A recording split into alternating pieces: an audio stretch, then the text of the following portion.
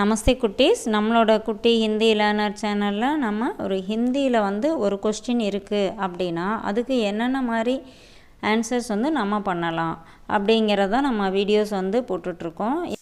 Okay, இது வரைக்கும் நம்ம 10 வீடியோஸ் பார்த்துருக்கோம். பார்ட் 10 வரைக்கும் இருக்குது வீடியோஸ் நம்ம சேனலில் இருக்குது. இப்போது இன்றைக்கி 11th பார்ட் பார்க்கலாம். நம்ம எல்லா கொஸ்டின் ஆன்சரையும் நோட்டு போட்டு எழுதி வச்சுக்கிட்டா ரொம்ப யூஸ்ஃபுல்லாக இருக்கும். நான் அது எப்பயுமே யூஸ் ஆகும். ஸோ இது வரைக்கும் எழுதலை அப்படின்னா எழுதிக்கங்க. இன்றைக்கி 11th பார்ட்டில் என்ன கொஸ்டின் இருக்குது அப்படின்னு சொல்லிட்டு நம்ம பார்க்கலாம். ஓகே, இன்றைக்கி கொஸ்டின்ஸ் என்னென்னு பார்க்கலாம். கல், தும், கஹாந்தே.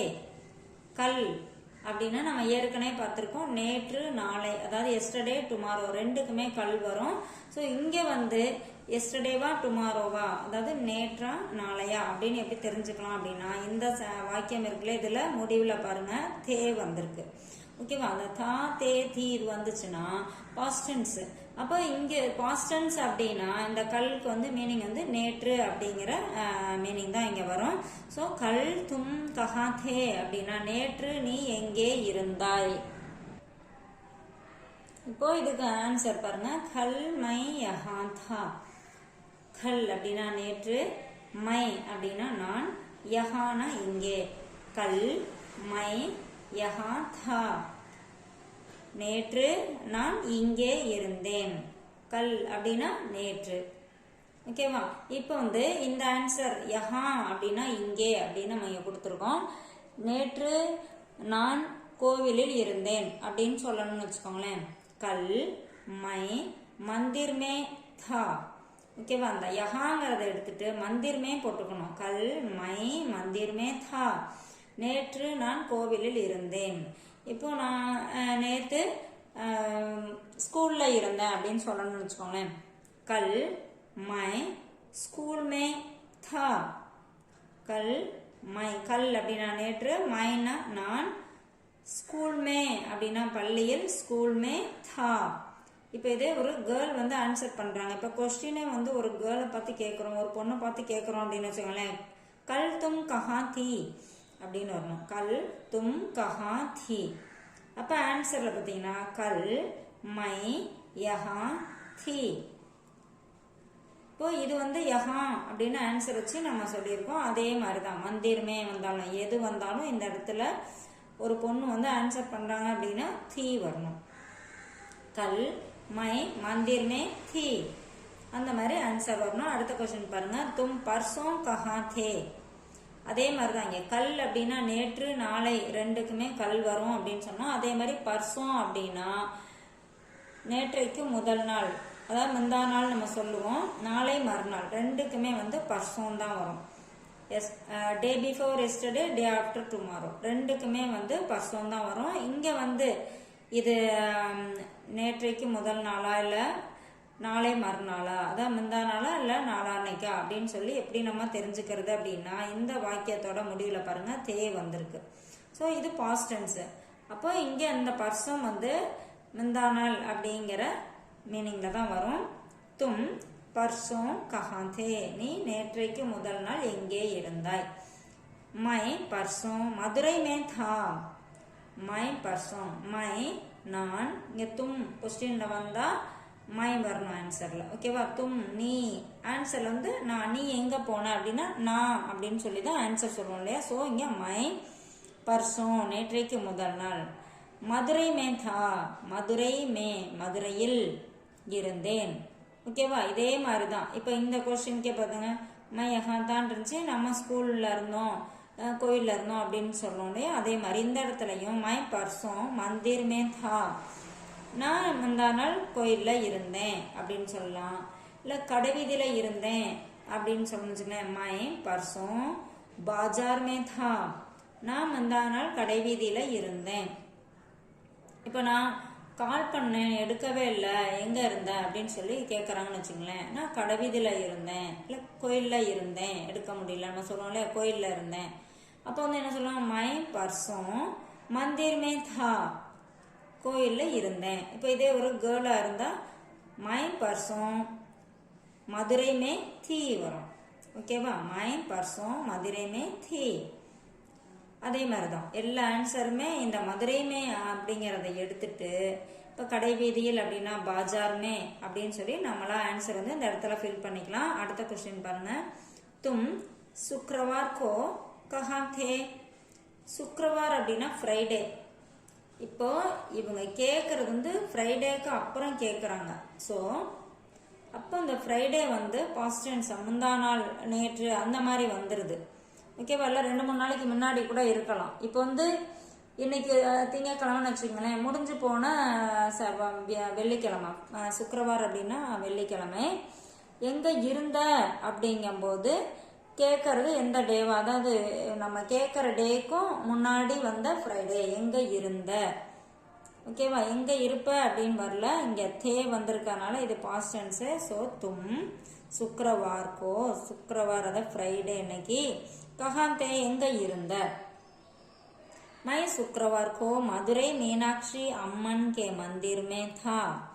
நான் சுக்கிரவார் கோ ஃப்ரைடேல மதுரை இது வந்து ஊர், மதுரை மீனாட்சி அம்மன் கே மந்திர், மதுரை மீனாட்சி அம்மன் கோவிலில் மந்திர் மே தா இருந்தேன். ஓகேவா? மை சுக்கிரவார் கோ அப்படின்னா நான் வெள்ளிக்கிழமை என்று மதுரை மீனாட்சி அம்மன் கே மந்திர்மே, மதுரை மீனாட்சி அம்மன் கோவிலில் இருந்தேன். ஓகேவா? இதே மாதிரி கேர்ள் வந்து ஆன்சர் பண்றாங்க. கொஸ்டின் கேர்ள் பத்தி கேட்குறோம், ஒரு பொண்ணை பார்த்து கேட்குறோம் அப்படின்னா தும் சுக்கிரவார் கோ கஹா थी. ஆன்சர்ல மை சுக்கிரவார் கோ மதுரை மீனாட்சி அம்மன் மந்திர் மே थी. ஓகேவா? இதே மாதிரி தான் இந்த இடத்துல சென்னையில இருந்தேன் அப்படின்னு சொல்லணும்னு வச்சுங்களேன். மை சுக்கிரவார் கோ இந்த மதுரை மீனாட்சி அம்மன் மந்திர்மே இதை ஃபுல்லா எடுத்துட்டு மை சுக்கிரவார் கோ சென்னை மே थी, சென்னையில் இருந்தேன். ஓகேவா? இந்த மாதிரி நம்ம ஆன்சரை வந்து என்ன வேணாலும் போட்டுக்கலாம். அடுத்து பாருங்க. அர்த் பத்தாவோ அப்படின்னா மீனிங் சொல்லுங்க. இங்க கொடுத்துருக்க இந்த 10 சென்டென்சஸ் இருக்கு இல்லையா, 10 வாக்கியங்கள், இதுக்கு நம்ம தமிழ்ல என்ன மீனிங் வருது அப்படின்னு சொல்லி பார்க்கலாம். கோபால் யஹா ஆவோ. கோபால் அப்படிங்கிறது பேரு, யஹா அப்படின்னா இங்கே, ஆவோ வா. கோபால் இங்கே வா. கோபால் யஹானா இங்கே, ஆவோனா வா அப்படின்னு அர்த்தம். அடுத்தது கமலா உட்டோ. கமலா பேரு, உட்டோ எழுந்துரு. கமலா எழுந்துரு, உட்டோ அப்படின்னா எழுந்துரு. அடுத்தது தும் கரம் தூத் பிவோ. தும் அப்படின்னா நீ, கரம் அப்படின்னா சூடான, தூத் அப்படின்னா பால், பிவோ அப்படின்னா குடி. தும் நீ கரம் தூத் சூடான பால், பிவோ குடி, நீ சூடான பால் குடி. தும் கரம் தூத் பிவோ, இதுக்கு வந்து மீனிங் நீ சூடான பால் குடி. அடுத்தது பாருங்க, இதுல 4th சென்டென்ஸ் பாருங்க. தும் பாகர் ஜாவோ. தும் அப்படின்னா நீ, பாகர் அப்படின்னா வெளியே, ஜாவோ போ. ஓகேவா? நீ வெளியே செல், வெளியே போ, எப்படின்னா நம்ம சொல்லலாம். தும் பாகர் ஜாவோ, நீ வெளியே போ. அடுத்தது 5th சென்டென்ஸ் பாருங்க. தும் கிதாப் படோ. தும் அப்படின்னா நீ, கிதாப் அப்படின்னா புக்கு, புத்தகம். ஓகேவா? படோ படி, நீ புத்தகம் படி, நீ புத்தகத்தை படி அப்படின்னு நம்ம யாராவது சும்மா உட்காந்தாங்கன்னா புத்தகத்தை படி அப்படின்னு சொல்றோம் இல்லையா. தும் கிதாப் படோ. அடுத்து 6th ஒன் பாருங்க. ஆ யஹா ஆயியே. இப்ப தும் அப்படின்னா ஆவோ அப்படின்னு பார்த்தோம். ஓகேவா? கோபால் யஹா ஆவோனா கோபால் இங்கே வா வா அப்படின்னு மரியாதை இல்லாம நம்ம ஈக்குவல் ஏஜ்ல இருக்கவங்கள, நம்மளை விட சின்னவங்கள ஆவோ அப்படின்னு சொல்லுவோம் இல்லையா. அதே மாதிரி பெரியவங்களையும் நம்ம சொல்ல முடியாது. பெரியவங்களை பார்த்து இங்க வா அப்படின்னு நம்ம சொல்ல மாட்டோம் இல்லையா. அதனால ஆப் நீங்கள், தாங்கள். ஓகேவா? மரியாதையா சொல்ல வேண்டிய வார்த்தை ஆப். யஹா இங்கே, ஆயியே வாருங்கள். இப்ப இதே இங்க ஆப்க்கு பதிலா தும் வந்துச்சுன்னா தும் யஹா, இந்த ஆயியேக்கு பதிலா ஆவோ வரும். நீ இங்கே வா அப்படின்னு நம்ம சொல்லுவோம். இதே மரியாதையா சொல்லும் போது ஆப் தாங்கள், யஹா இங்கே, ஆயியே வாருங்கள், நீங்கள் இங்கே வாருங்கள். அடுத்ததும் ஆப் தான். ஆப் குர்சி பர் பைட்டியே, தாங்கள். ஆப்னா தாங்கள், நீங்கள். குர்சி அப்படின்னா சேர், குர்சி பர் அப்படின்னா சேரில், நாற்காலியில். பைட்டியே அமருங்கள், உட்காருங்கள். நம்ம சொல்றோம் இல்லையா, நீங்க சேர்ல உட்காருங்க அப்படின்னு நம்ம பேச்சு வழக்குல பேசுவோம் இல்லையா. தாங்கள், ஆப்னா தாங்கள், குர்சி பர் நாற்காலியில், அமருங்கள், பைட்டியே அமருங்கள், உட்காருங்கள். அடுத்து பாருங்க, ஆப் யஹ் காம் கீஜியே. ஆப் அப்படின்னா தாங்கள், யஹ்னா இது, இந்த, காம் அப்படின்னா வேலை, கீஜியே செய்யுங்கள். இதே தும் வந்துச்சுன்னா தும் யஹ் காம் கரோ அப்படின்னு வரும். நீ இந்த வேலையை செய் அப்படின்னு அர்த்தம். இங்க ஆப் வந்திருக்கனால ஆப் தாங்கள், யஹ் காம் இந்த வேலையை செய்யுங்கள், கீஜியே. கீஜியே அப்படின்னா செய்யுங்கள், மரியாதையா நம்ம சொல்றது. அடுத்து 9th பாருங்க, ஆப் ஹிந்தி சீக்கியே. ஆப் தாங்கள் ஹிந்தி, ஹிந்தி லாங்குவேஜ் தான்.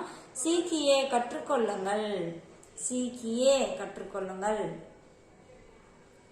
இதே மரியாதை இல்லாம சொல்லும்போது தும் ஹிந்தி சீக்கோ, நீ ஹிந்தி கற்றுக்கொள் அப்படின்னு நம்ம சொல்லுவோம். ஆப் வரதுனால சீக்கியே இங்க கொடுத்துருக்கோம். ஓகேவா. அடுத்து பாருங்க 10th சென்டென்ஸ், ஆப் ஹமேசா முஸ்கர் ரஹியே. ஆப் தாங்கள், ஹமேசா, ஹமேசா அப்படின்னா எப்பொழுதும், ஆல்வேஸ் சொல்றோம் இல்லையா. தாங்கள் எப்பொழுதும், அன்ஸ்கர் ரஹியே, அன்ஸ்கர் அப்படின்னா சிரித்து கொண்டே இருங்கள். ஓகேவா. ஆப் ஹமேசா அன்ஸ்கர் ரஹியே, நீங்கள் எப்போதும் சிரித்து கொண்டே இருங்கள். ஓகேவா. இப்போ இது ஒரு வேர்ட் பையா நம்ம ஒவ்வொரு வேர்டுக்கும் நம்ம மீனிங் சொல்லியிருக்கோம். ஸோ இது மாதிரி நீங்கள் எழுதி வச்சுக்கோங்க, அப்போ தான் எந்த வார்த்தைக்கு என்ன மீனிங் அப்படின்னு கரெக்டாக தெரியும். நம்மளும் இந்த மாதிரி இந்த மேலே கொஸ்டினுக்குலாம் ஆன்சர் மாற்றி போட்டு ட்ரை பண்ணோம் இல்லையா, அந்த மாதிரி ட்ரை பண்ணிங்கன்னா உங்களுக்கு பேசுறதுக்கு ரொம்ப ஈஸியாக இருக்கும். ஹிந்தி ரொம்ப கஷ்டம் கிடையாது, நம்ம ட்ரை பண்ணோம்னா எல்லாமே ஈஸி தான். தேங்க்யூ.